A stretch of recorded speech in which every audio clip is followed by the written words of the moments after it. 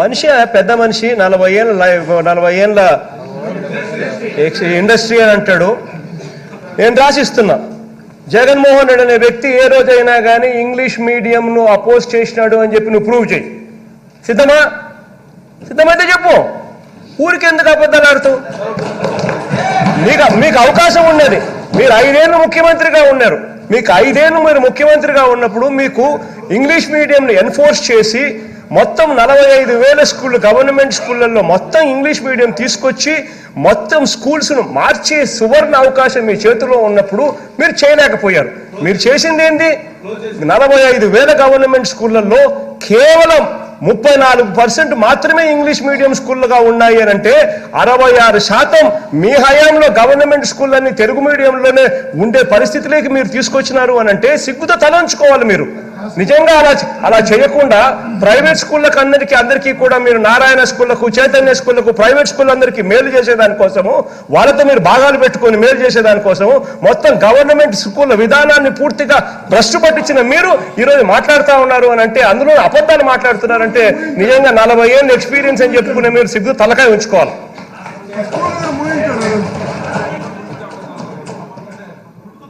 నేను తల వంచుకోవడం కాదు, ఆయన సిగ్గుతో తలంచుకోవాలి. ఆయన క్షమాపణ చెప్పాలి ఆంధ్రప్రదేశ్ రాష్ట్రానికి. నా సాక్షి పేపర్ మిమ్మల్ని మోసం చేసింది, నేను మిమ్మల్ని మోసం చేయలేదని ఆయన చెప్పాలి, నేనుగా చెప్పాల్సింది. అంటే సాక్షి ఒకటి, ఈయన ఒకటే అధ్యక్ష.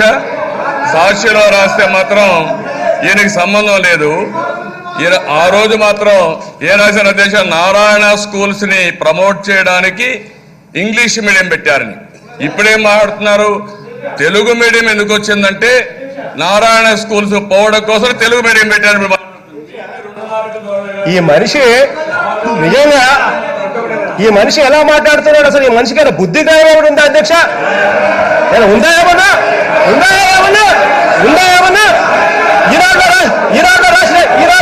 ఈనాడులో రాస్తే నేను ఇక్కడ కొంచెం మాట్లాడితే ఎలా ఉంటుంది? ఎలా ఉంటుందా? బుద్ధిందా ఏమన్నా? కళ్ళు పెట్టే చేస్తాను భయపడతామా? ఏమన్నా బుద్ధిందా ఏమన్నా?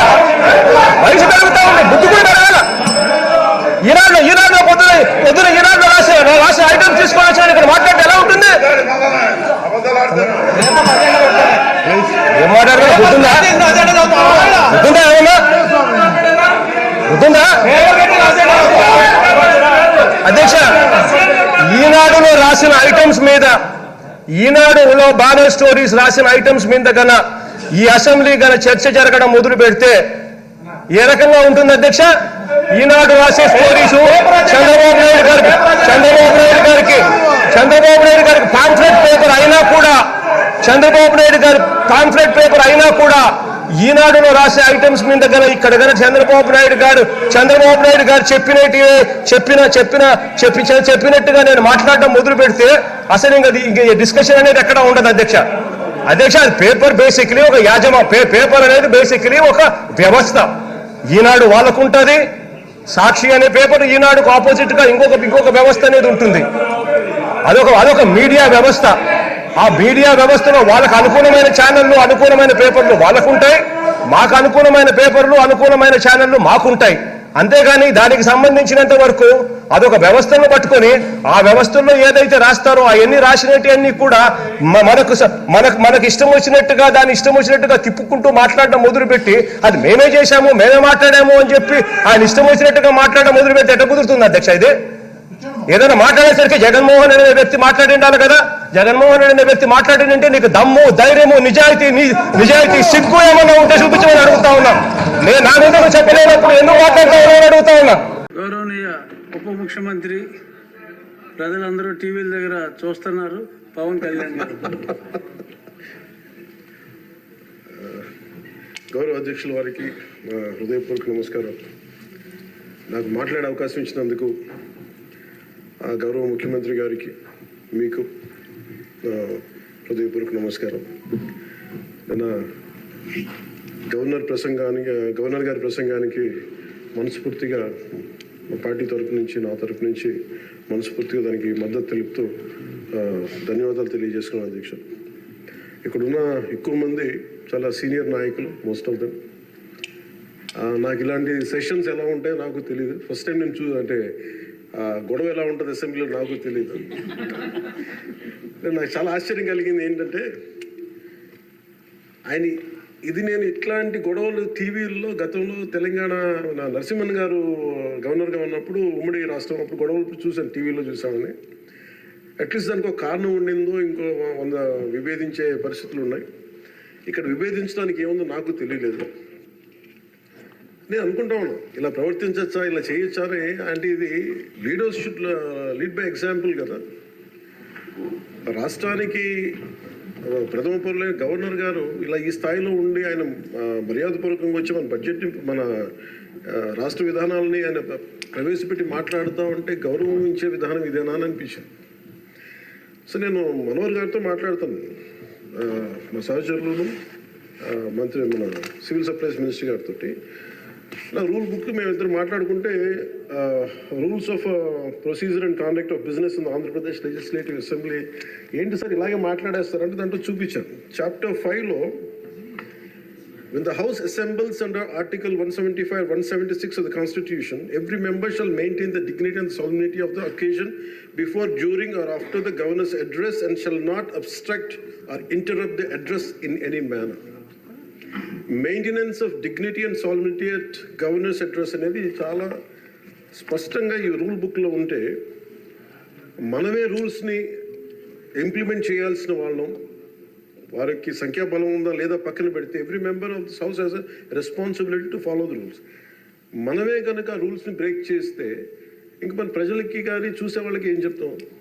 నాకు చాలా కాలం క్రితం నేను అప్పుడప్పుడు మనోహర్ గారిని అడుగుతూ ఉంటాను, సార్ అసెంబ్లీలో ఇక్కడ ఏమి గొడవలు జరిగినా ఎందుకు కేసులు పడవని, ఇక్కడ ఏమి మీకు కొట్టుకో ఇది నేను నాకు చాలా కామన్ మ్యాన్ ఒక ఇష్యూ, ఒక ఇన్క్విజిటివ్నెస్. అండ్ నాకు పార్లమెంట్లో గొడవ జరిగినప్పుడు ఏమి ఏంటి ఇబ్బంది పెట్టేస్తారు ఏంటంటే ఇక్కడ అవేమి ఉండవు, ఇక్కడ ఇట్స్ ఫ్రీ ఫర్ ఆల్ అన్నట్టుగా మాట్లాడితే వీ హ్యావ్ మోర్ రెస్పాన్సిబిలిటీ. మన మీద రూల్స్ పెట్టలేదు అంటే ఏం కేసులు పెట్టమండి. ఇదే కనుక నిన్న వాళ్ళు చేసిన గొడవే కనుక గవర్నర్ గారి మీద ఆయన సుప్రీంకోర్టు జస్టిస్గా ఉన్నప్పుడు ధైర్యం చేయగలరా, కళ్ళల్లో చూడగలరా?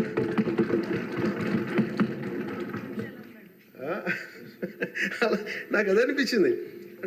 అంటే గౌరవించాల్సింది పోయి ఈ విధానం ఏంటనిపించింది.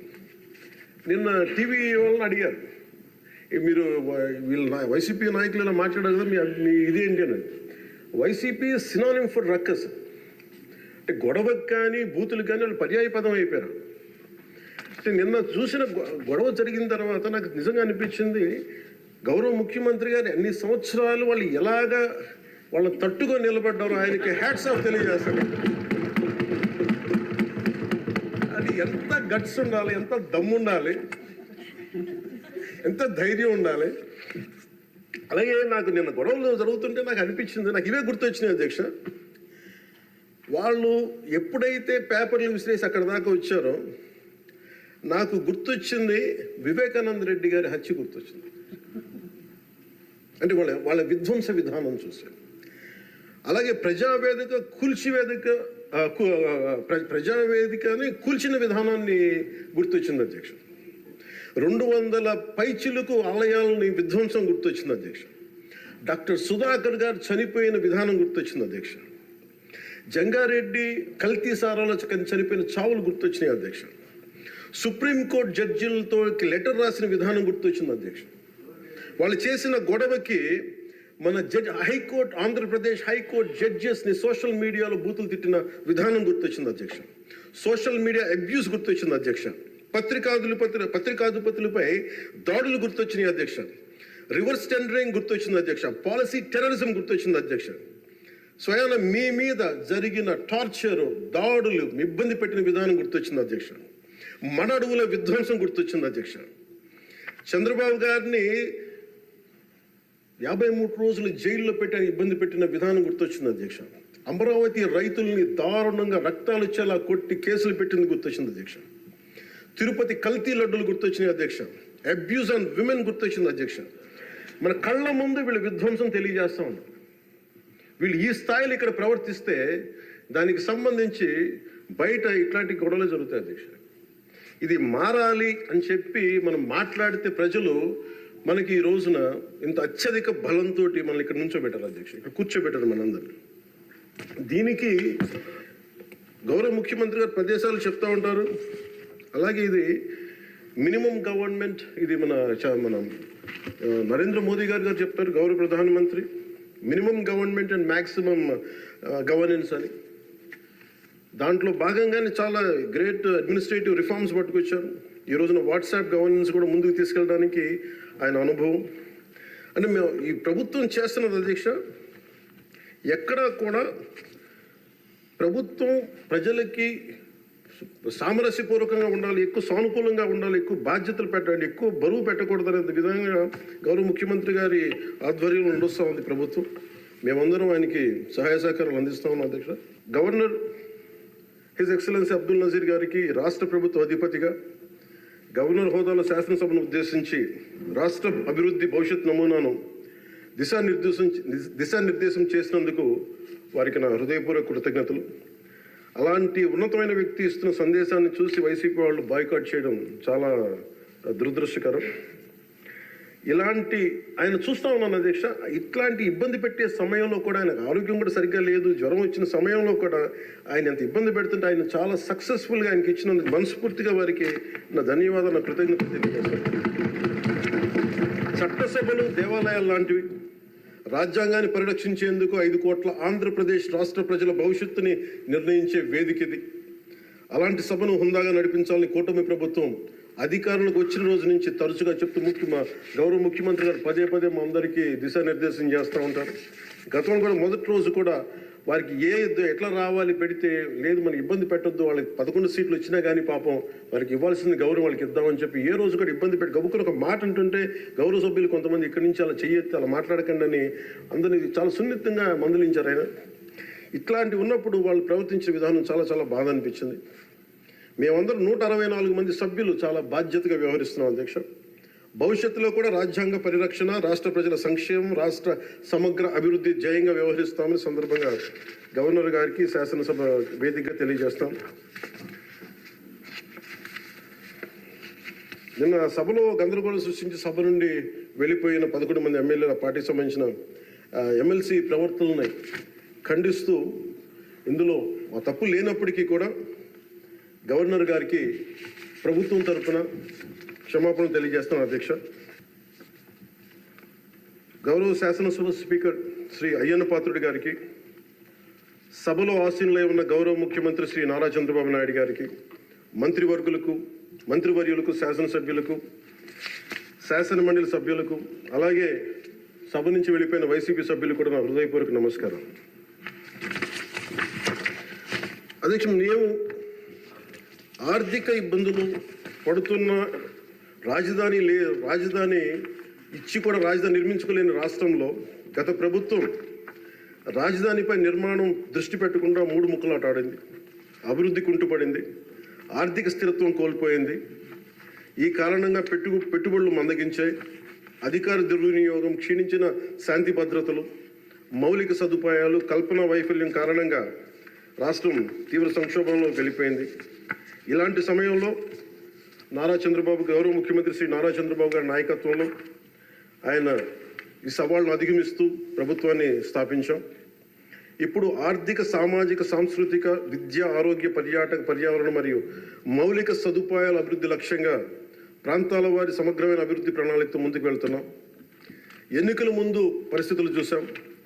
సాంత్వన, ఓదార్పు కావాల్సిన రాష్ట్రానికి ఈ రోజున వాళ్ళు బాధ్యత రాహిత్యం మనకి చూసాం. గత కొంతకాలంగా రాష్ట్రం ఆర్థిక సుస్థిరత కోల్పోయిన ధర్మిలా తిరిగి నారా చంద్రబాబు గారి నాయకత్వంలో పునర్జీవం వైపు అడుగులు వేస్తున్న కీలక సమయం అది. అదేవిధంగా ప్రభుత్వంలో పారదర్శకత, జవాబుదారీతనం తీసుకురావాలనే ఉద్దేశంతో పంచాయతీరాజ్ శాఖలో అవినీతికి ఎటువంటి తావు లేకుండా ఉద్యోగుల బదిలీల కార్యక్రమం చేపట్టడం జరిగింది అధ్యక్ష.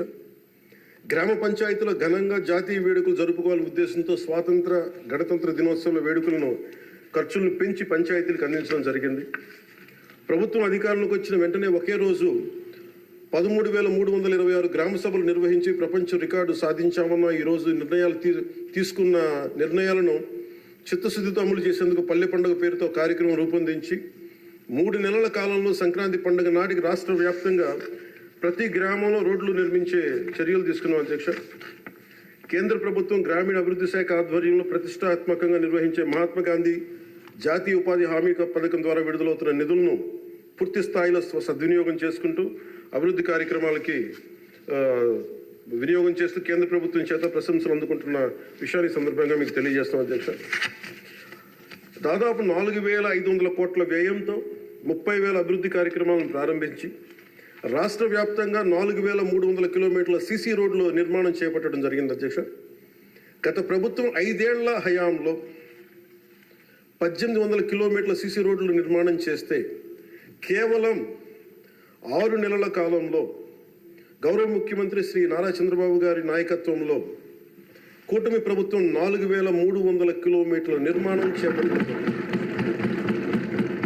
ఇప్పటికీ 3,000 కిలోమీటర్లు పూర్తి కాగా ఇంకో 1,300 కిలోమీటర్ల రోడ్ల నిర్మాణం ముగింపు దశకి చేరుకునే అధ్యక్ష.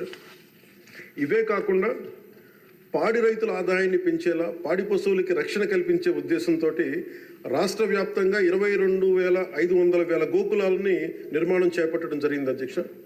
గత ప్రభుత్వం 5 ఏళ్ల కాలంలో కేవలం 268 మినీ గోకులాలు మాత్రమే నిర్మించింది అధ్యక్ష. వాళ్ళు 5 సంవత్సరాల కాలంలో వాళ్ళు నిర్మించింది 268 మినీ గోకులాలు అధ్యక్ష. ఎన్డీఏ ప్రభుత్వం నారా చంద్రబాబు గారి నాయకత్వం వచ్చింది 22,500 గోకులాలు మేము నిర్మాణం చేపట్టడం జరిగింది.